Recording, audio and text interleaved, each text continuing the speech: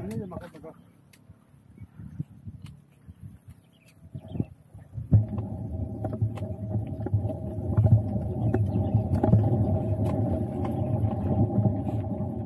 Oke, sebesar dari situ ya turunnya kok, mari.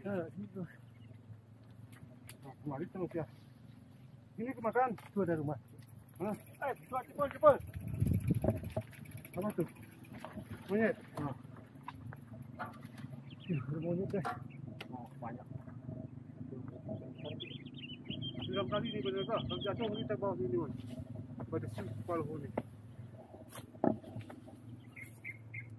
Ini kemakan. Ada di batu batu itu.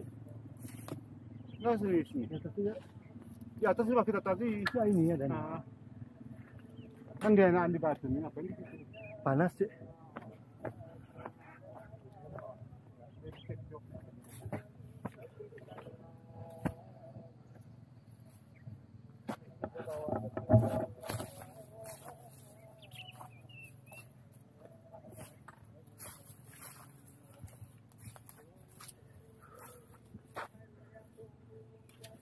Ini.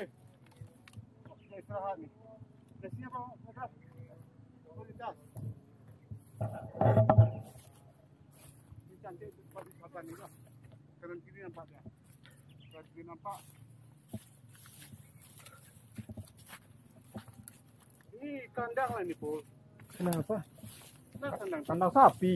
Kita lihat dulu. Rumah atas itu terus, rumah si Dayak tu. Kita rumah mana aja, Pul? Mana ada kandang, Cik? Pul. Ada tuh kunci pun. Jauh kali ke sana, Cik. Di bawah tuh aja di batu tuh. Coba bahaya aja. Dikunci bang. Gitu. Di batu tuh aja.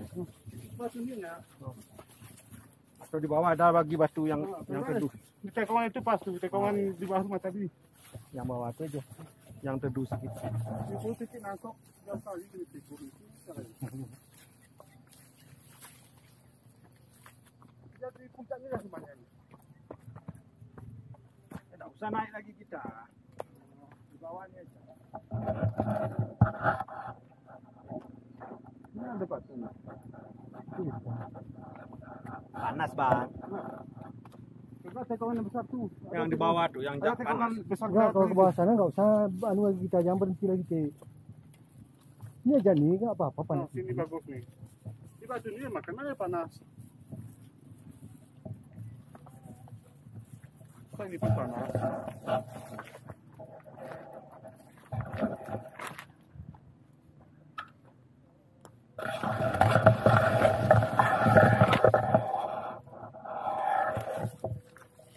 Ya, seru juga.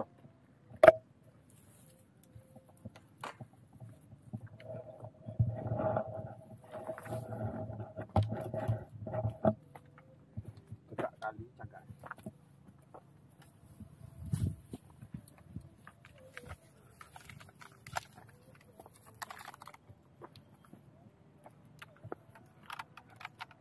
Sudah sampai kita guys di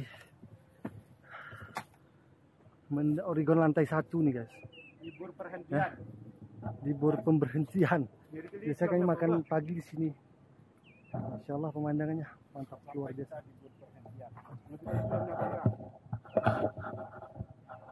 Gimana Pak kebun?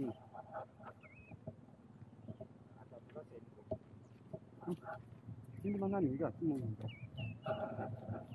Mendalik nih. Mendalik, Mendalik, mendalik. jamnya dah. Ah.